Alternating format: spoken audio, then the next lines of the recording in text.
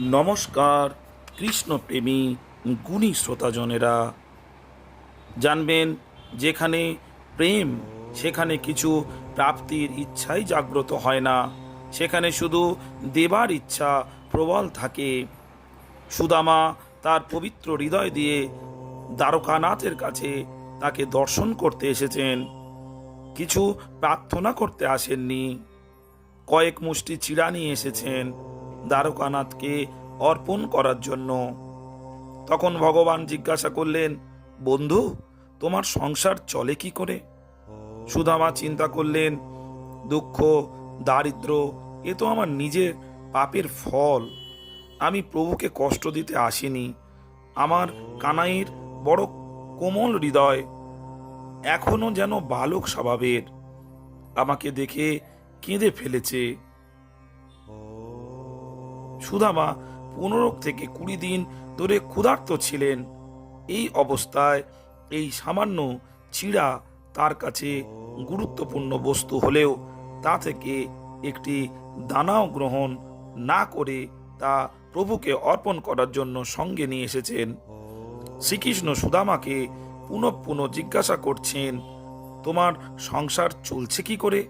সুদামা বললেন, আনন্দে আছি, কোনো বস্তুর প্রয়োজন নেই। ভগবানকে ভক্তি ভগবানের জন্য করো।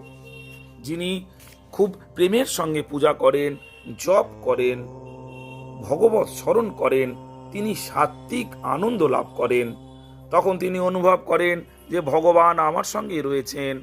তার জীবন সুখ দুঃখ মান অপমান ইত্যাদি যে কোনো পরিস্থিতি আসুক না কেন, তা তার মনের উপর বিশেষ কোনো প্রভাব বিস্তার করতে পারে না।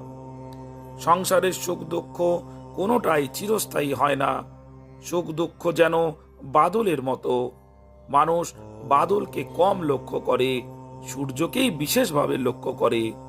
ভগবান সূর্য সদৃশ্য, তার প্রতি লক্ষ্য প্রদান করা কর্তব্য। গুণী শ্রোতাজনেরা, কৃষ্ণ প্রেম বিনা এ জগতে আর কিছু নেই। নিষ্কাম কৃষ্ণ প্রেম আমাদেরকে কৃষ্ণর কাছে পৌঁছে দিতে পারে। শ্রোতাজনেরা, যদি আপনাদের কৃষ্ণ কথা ভালো লেগে থাকে তবে এই চ্যানেলটিকে সাবস্ক্রাইব করতে ভুলবেন না।